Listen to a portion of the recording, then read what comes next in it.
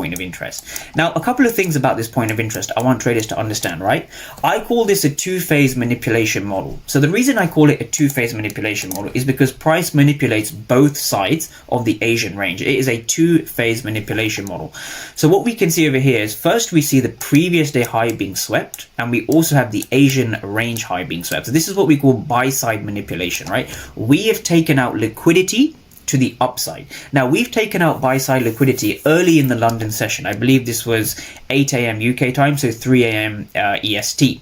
Now we take out the Asian low, right? So we take out the Asian high, then we take out the Asian low before heading higher. So you want to ask yourself what this means, right? From a liquidity perspective. So from a liquidity perspective, when you see this, the way I like to frame it in my head is that we see a manipulation over here. So this is what we call manipulation phase 1. I'm just going to write M1, manipulation phase 1. This is buyers being enticed, right? Those buyers get stopped out, they get manipulated out, right? This is when we have manipulation phase 2. So we've taken out sell side liquidity in the form of the Asian range low. So this is going to be manipulation phase 2.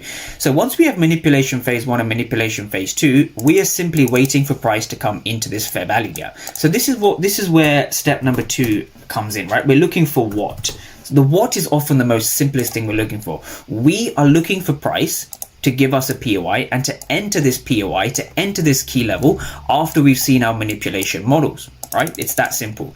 So once you have that in place, right, that's going to be our step 2. So let me bring that back. So once we have step 2, we are waiting on the lower time frames for price to enter this area.